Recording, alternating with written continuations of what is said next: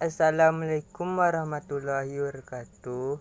Perkenalkan, nama saya Ahmad Fajri dengan NIM 20017033 dari Program Studi Sastra Indonesia. Pada video kali ini, saya akan membahas tentang analisis unsur intrinsik dan unsur ekstrinsik novel Azab dan Sengsara.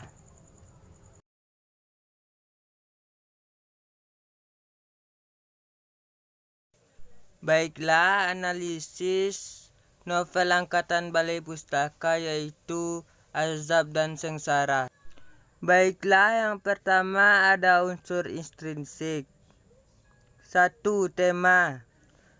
Novel Azab dan Sengsara karya Merari Siregar ini mengangkat tema tentang adat dan kebiasaan di masyarakat yang dapat membawa kesengsaraan dalam kehidupan.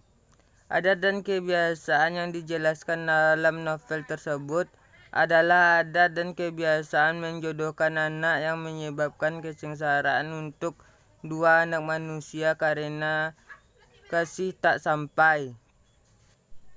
2. Tokoh dan penokohan. Maryamin, baik, penurut, rajin, ramah, lemah lembut, penyayang, penyabar, dan pemaaf. Aminuddin, baik, rajin, tidak sombong, pemaaf, suka menolong, bijaksana, dan berbakti. Sultan, Baringin atau ayah Maryamin, pemarah, malas, tamak, pemboros, angkuh, dan bengis. Nuria atau ibu Maryamin, penyabar, sederhana, setia, dan pegibah. Baginda di atas atau ayah Aminuddin, sombong. Ibu Aminuddin, baik, pengibah, dan setia. Kasibun, jahat, bengis, pandai dalam tipu daya, buas dan ganas. Marah Said, jahat, dan suka menghasut. 3. Latar atau setting. Latar tempat di kota Sipirok dapat dilihat dari kutipan berikut ini. Akan tetapi, siapakah yang duduk di sana? Di sebelah rusuk rumah beratap ijuk, dekat sungai yang mengalir di tengah-tengah kota Sipirok. Di Batu Besar dapat dilihat dari kutipan berikut ini. Sahut gadis itu seraya berdiri dari batu besar itu, yang biasa tempat dia duduk pada waktu petang. Di rumah Maryamin, seperti dapat dilihat dari kutipan berikut ini. Rumah kecil tempat kediaman ibu dan anaknya itu. Di sebelah rusuk rumah dapat dilihat dari kutipan berikut ini. Akan tetapi, siapakah yang duduk di sana di sebelah rusuk rumah beratap ijuk dekat sungai yang mengalir di tengah-tengah kota Sipirok? Di kampung A dapat dilihat dari kutipan berikut ini. Anak muda itu anak kepala kampung yang memerintah kampung A itu. Di sawah Dala dapat dilihat pada kutipan berikut ini. Pada suatu petang, sedang mereka di sawah, Maryamin menyiangi padinya. Di tepi sungai dapat dilihat pada kutipan berikut ini. Tiada berapa lama, sampailah mereka ke tepi sungai yang akan diseberangi mereka itu. Di stasiun Pulau Barayan dapat dilihat dari kutipan berikut ini. Setelah saya habis mandi dan berpakaian, pergilah Aminuddin ke stasiun Pulau Barayan. Di Delhi dapat dilihat dari kutipan berikut ini. Setelah lengkapnya sekalian, Baginda atas pun berangkatlah ke Delhi mengantarkan menantunya. Di Medan dapat dilihat dari kutipan berikut ini. Ia sudah mendengar kabar perkawinan Maryamin itu. Itulah sebabnya ia datang ke Medan. Selanjutnya latar waktu. Yang pertama sore hari. Dapat dilihat dari kutipan berikut ini. Dari yang panas itu berangsur-angsur menjadi dingin karena matahari raja siang itu akan masuk ke dalam peraduannya ke balik Gunung Sibua Ibuali yang menjadi watas dataran tinggi Sipiro itu. Yang kedua malam hari. Dapat dilihat dari kutipan berikut ini. Rupanya hari sudah malam. Dari tadi saya menunggu angkang. Yang ketiga pagi hari. Dapat dilihat dari kutipan berikut ini. Waktu pukul 7 pagi Maryamin sudah sedia di hadapan rumahnya menantikan Aminuddin. Yang keempat hari pertama. Dapat dilihat dari kutipan berikut ini. Tepat hari pertama setelah Maryamin sembuh, maka datanglah Baginda di atas dengan istrinya membawa nasi bungkus ke rumah Ibu Maryamin. Yang kelima hari Jumat. Dapat dilihat dari kutipan berikut ini. Waktunya berangkat PUMN sudah dekat, yakni besok hari Jumat. Yang keenam tanggal 16 dapat dilihat dari kutipan berikut ini. Adapun orang itu tiadalah lain memang Aminuddin. Waktu itu tanggal 16 waktu istirahat bagi orang kebun. Yang ketujuh pukul 11:30. Dapat dilihat dari kutipan berikut ini. Pukul 11:30 pulanglah Aminuddin meninggalkan rumah itu. Selanjutnya ada latar suasana. Menyedihkan, senang, haru, tegang. 4. Sudut pandang. Orang ketiga tunggal yang ditandai dengan kata Adinda, Kakanda, dan Akanakanda. B. Orang ketiga yang ditandai dengan kata Anggi atau adik, Angkang atau kakak. 5. Alur. Pengenalan. Dijelaskan bahwa di sebuah kota kecil Sipirok yang berada di wilayah Tapanuli pada pegunungan Bukit Barisan, terdapat sebuah keluarga terdiri dari seorang ibu yang sudah janda bernama Nuriyah. Dia memiliki 2 orang anak. Anak pertama seorang gadis, Maryamin, dan anak kedua laki-laki yang berusia 4 tahun. Mereka tinggal di sebuah gubuk kecil dekat sungai Sipirok. Mereka hidup bertiga penuh kesengsaraan dan kesedihan. Kisah sedihnya bermula setelah kematian ayahnya Sultan Barangin. Sebelum ayahnya meninggal, kehidupan mereka berada dalam kecukupan. Tak kurang suatu apapun. Rumah bagus, sawah yang luas, binatang ternak juga banyak. Semua harta yang banyak itu akhirnya lenyap habis. Harta yang habis itu diakibatkan oleh perilaku Sultan Barangin itu sendiri. Sultan Barangin memiliki sifat tamak, rakus, keras kepala, tidak peduli pada istri serta mudah kena hasutan orang lain. Dan Aminuddin adalah anak Baginda di atas, seorang kepala kampung yang terkenal kedermawanan dan kekayaannya. Akan tetapi Baginda di atas memiliki sifat sombong. B. Menuju konflik. Aminuddin dan Maryamin memang sudah berteman akrab sejak kecil dan terus meningkat hingga dewasa. Tanpa terasa benih cinta kedua remaja itu pun tumbuh subur.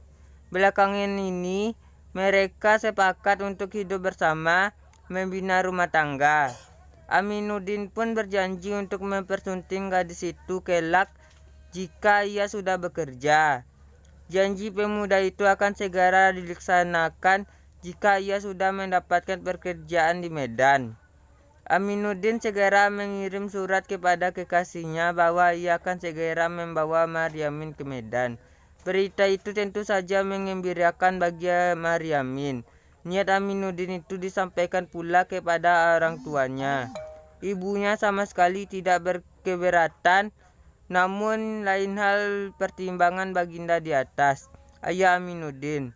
Sebagai kepala kampung yang kaya dan disegani, ia tidak setuju dengan rencana Aminuddin. Ia ingin agar anaknya beristrikan orang yang sederajat. Menurutnya, putranya lebih pantas kawin dengan wanita dan keluarga kaya dan terhormat. C. Konflik memuncak. Karena Baginda di atas tidak ingin anaknya Aminuddin menikah dengan Maryamin, sehingga Baginda di atas mengajak istrinya ke seorang dukun untuk melihat bagaimana nasib anaknya jika kawin dengan Maryamin. Sebenarnya itu hanya tipu daya Baginda di atas. Oleh karena sebelumnya dukun itu sudah mendapat pesan tertentu, yaitu memberikan ramalan yang tidak menguntungkan rencana dan harapan Aminuddin. Mendengar perkataan si dukun bahwa Aminuddin akan mengalami nasib buruk jika kawin dengan Maryamin, ibu Aminuddin tidak dapat berbuat apa-apa selain menerima apa yang menurut suaminya baik bagi kehidupan anaknya. Kedua orang tua Aminuddin akhirnya meminang seorang gadis keluarga kaya yang menurut Baginda di atas sederajat dengan kebangsawanan dan kekayaannya. Kemudian ayahnya mengabarkan kepada Aminuddin bahwa ayahnya akan membawa gadis yang dicintainya itu, yaitu Maryamin. Ia membayangkan pula kerinduannya pada Maryamin akan segera terobati. Namun apa yang terjadi kemudian hanyalah kekecewaan. Ternyata ayahnya bukan membawa pujian hatinya, melainkan seorang gadis yang bernama Siregar. Sungguh pun begitu, sebagai seorang anak ia harus patuh pada orang tua dan adat negerinya. Aminuddin tidak dapat berbuat apa-apa selain menerima gadis yang dibawa ayahnya. Perkawinan pun berlangsung dengan keterpaksaan yang mendalam pada diri Aminuddin.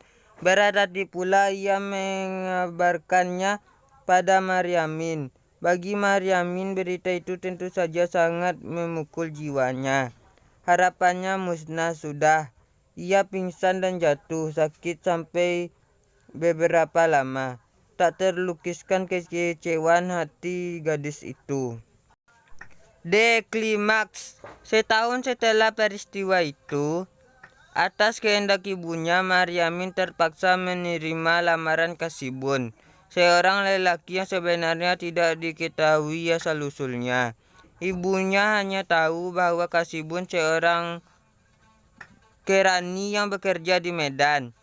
Menurut pengakuan lelaki itu, ia belum beristri. Dengan harapan dapat mengurangi penderitaan ibu anak itu, ibu Maryamin terpaksa menjodohkan anaknya dengan Kasibun. Belakangan diketahui bahwa lelaki itu baru saja menceraikan istrinya hanya karena akan mengawini Maryamin. Kasibun kemudian membawa Maryamin ke Medan. Namun rupanya penderitaan wanita itu belum juga berakhir. Suaminya ternyata mengidap penyakit berbahaya yang dapat menular bila keduanya melakukan hubungan suami istri.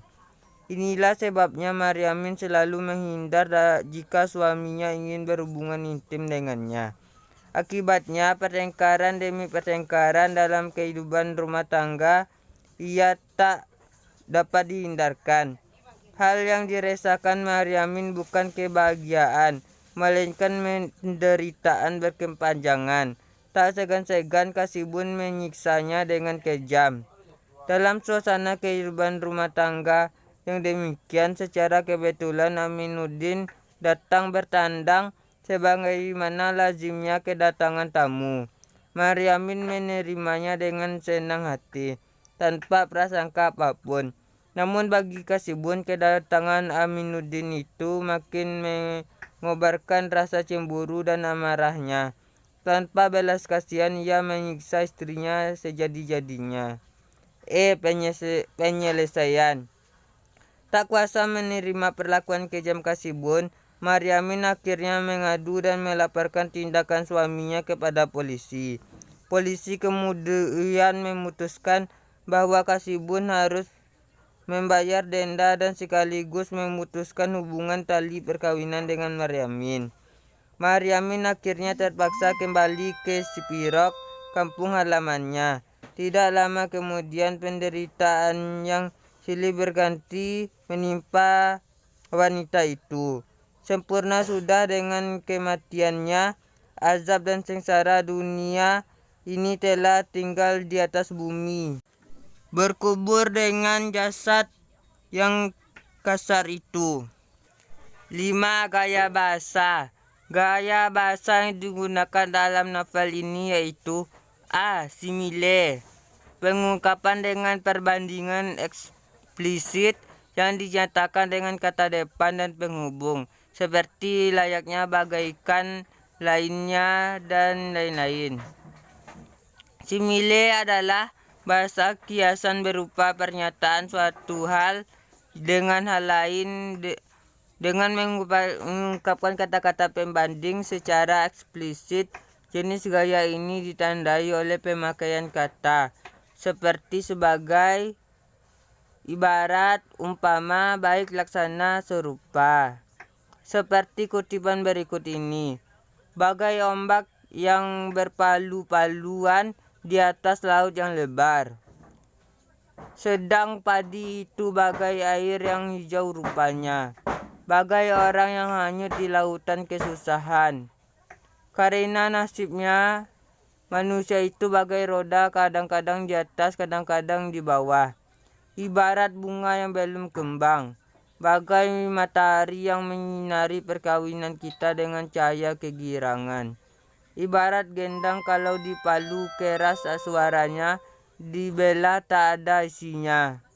Sekarang tak bertahan lagi olehnya, sudah habis kekuatan, ibarat mata air yang ditutup. Indah rupanya bagai disepuh dengan emas juwita. Angin berkeras itu makin kencang dan kilat pun berturut-turut diiringi halilintar yang gemuruh bagai gunung runtuh lakunya. B. Metafora.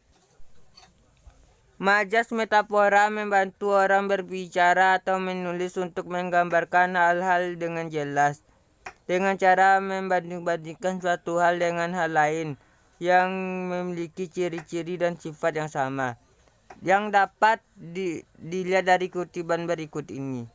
Raja siang itu akan masuk ke dalam keperaduannya. Masing-masing menyanyi, memuja Tuhan dan memberi hormat kepada Raja siang. Ibunya melihat awan yang menutup dahi anaknya itu, mengusir kekuatan Dewi Malam yang memerintahkan. C. Personifikasi. Personifikasi ialah gaya bahasa yang melekatkan sifat-sifat pada barang atau benda yang tidak bernyawa ataupun ide yang abstrak, seperti yang dilihat dari kutipan berikut ini. 1. Angin gunung yang lemah lembut itu berhembuslah. 2. Sehingga daun dan cabang-cabang kayu itu bergoyang-goyang secara perlahan-lahan.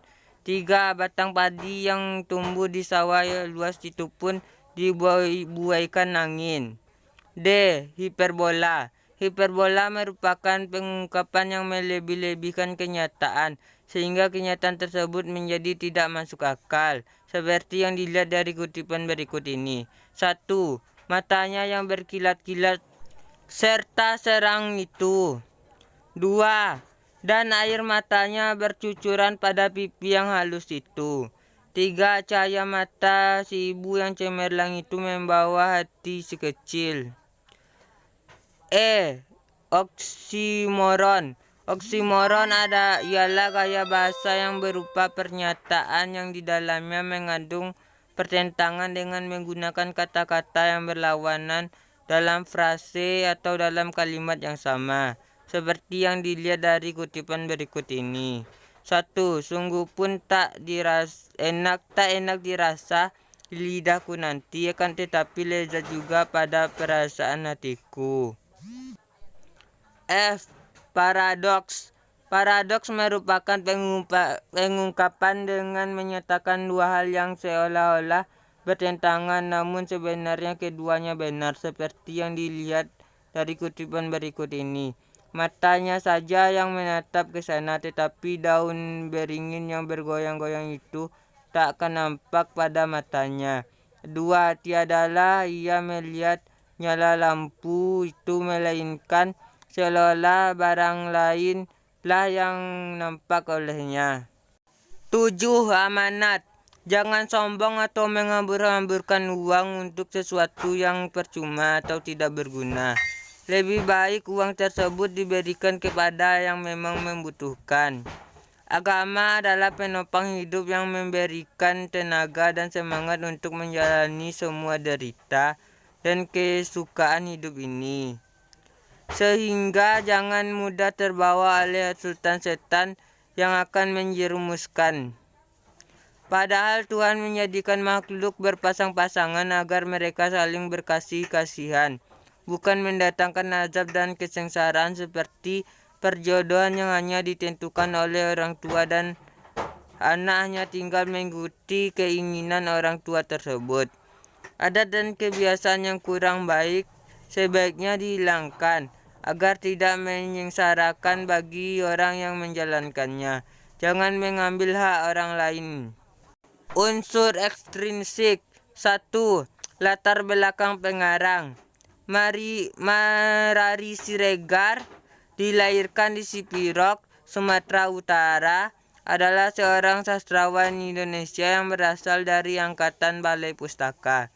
Setelah meraih ijazah Handelsblaunden Bon di Jakarta, ia bekerja sebagai guru bantu di Medan, kemudian bekerja di Rumah Sakit Jakarta, dan akhirnya di Oblum dan Zoutrige Keligen, Madura.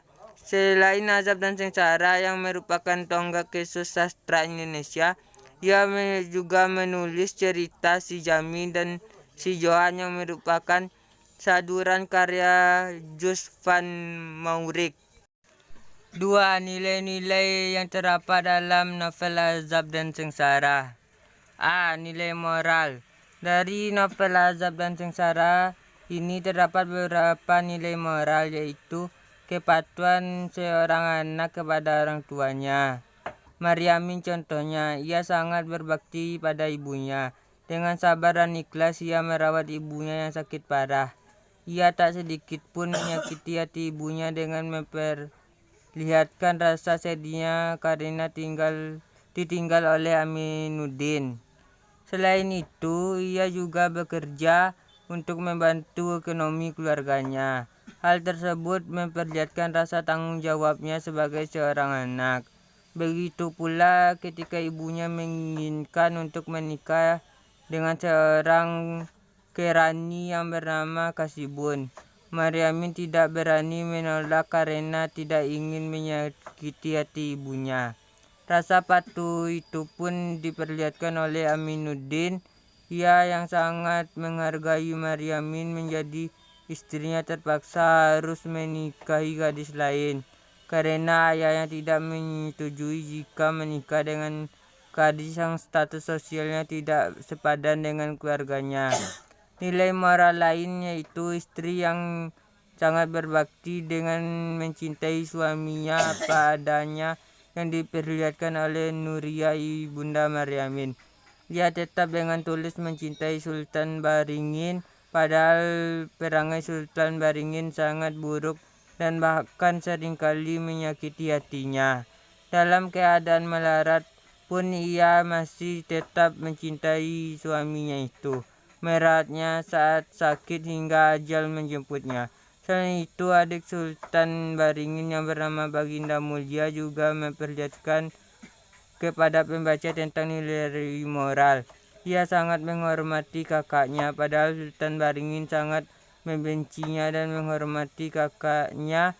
Padahal Sultan Baringin sangat membencinya dan bahkan menuduhnya ingin merebut harta warisan tinggalan neneknya. Ia pun tak begitu saja membenci kakaknya itu.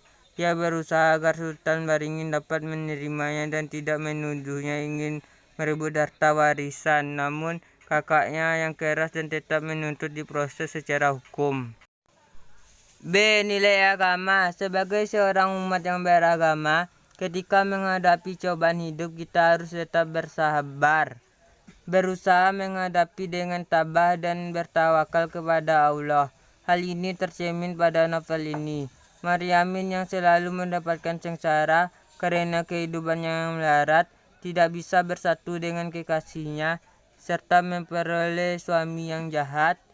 Ia tidak sekalipun menyalahkan Tuhan karena telah memberikan cobaan yang berat. Begitu juga dengan Ibunda Maryamin yang senantiasa sabar dan tabah dalam menghadapi suami yang selalu menyakitinya dengan ucapan maupun perbuatan yang kasar. Ia juga tidak sekalipun menyalahkan nasib. C. Nilai budaya.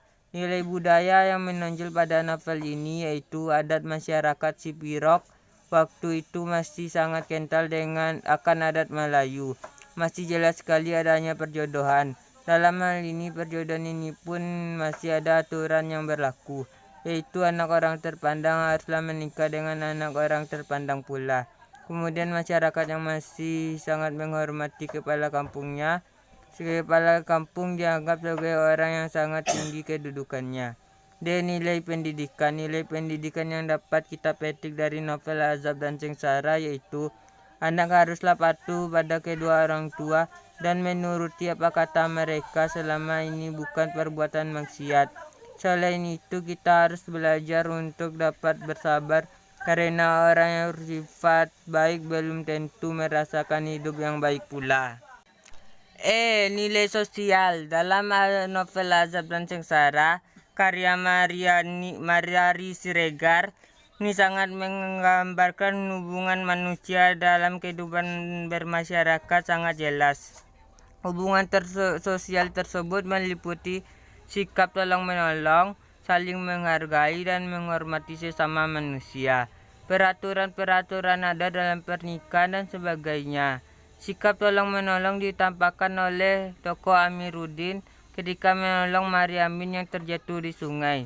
Saat itu keduanya sedang meniti jembatan untuk menyeberangi sungai. Namun pas naas bagi Maryamin karena terjumus masuk sungai yang harusnya deras. Dengan sigap Aminuddin melompat hendak menolong Maryamin. Sikap yang digambarkan oleh Aminuddin ini merupakan sikap yang mencerminkan hubungan sosial yang baik dalam kehidupan bermasyarakat. Sikap suka menolong juga ditampakkan oleh tokoh Aminuddin di sekolah. Dia sering membantu teman-temannya mengerjakan tugas yang dianggap susah. Walaupun Aminuddin pernah dimarahi oleh gurunya karena membantu temannya yang mengerjakan tugas, namun akhirnya gurunya menyadari bahwa sikap yang dilakukan oleh Aminuddin semata-mata untuk membantu sesama. Masyarakat yang ada di sekitar tempat tinggal Aminuddin pun memiliki sikap tolong-menolong. Hal ini terlihat saat seorang ibu melahirkan anaknya ketika ditinggal pergi oleh suaminya. Dalam keadaan yang serba kekurangan itulah masyarakat membantu sang ibu baik dari segi materi maupun mengurus rumah tangga karena sang ibu tidak dapat lagi berbuat apa-apa. F. Nilai kekeluargaan. Nilai-nilai kekeluargaan juga tergambar jelas dalam hubungan pernikahan. Masyarakat Batak yang menjadi latar tempat novel Azab dan Sengsara karya Mariari Siregar ini sangat menjunjung tinggi adat yang dilestarikan dari nenek moyang. Hal ini sangat kental dalam adat pernikahan adalah persukuan atau marga. Masyarakat Batak tidak akan menikah dengan marga yang sama karena masih dianggap sebagai saudara. Dalam hal pernikahan mereka akan mencari jodoh pada marga yang lain. Secara kuantitas peraturan pernikahan ini akan memperluas kekerabatan masyarakat Batak. Mereka tidak hanya mengenal sesama marga, tetapi akan berupaya mengenal masyarakat dari marga lain. Hubungan pernikahan inilah yang menjadi penyambung komunikasi antara satu marga dengan marga lainnya.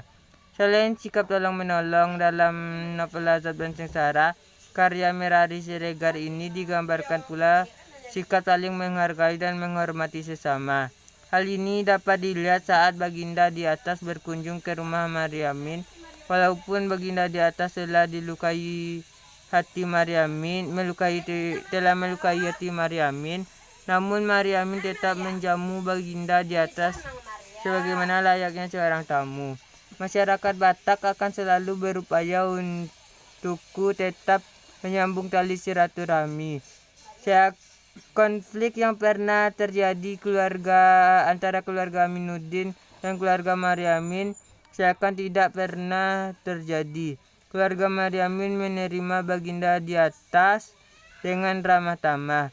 Begitu pula sebaliknya, Baginda di atas memberikan bantuan kepada keluarga Mariamin karena tergolong keluarga miskin. Hubungan silaturahmi ini jelas sekali tergambar ketika Aminuddin berkunjung ke rumah Mariamin di Medan.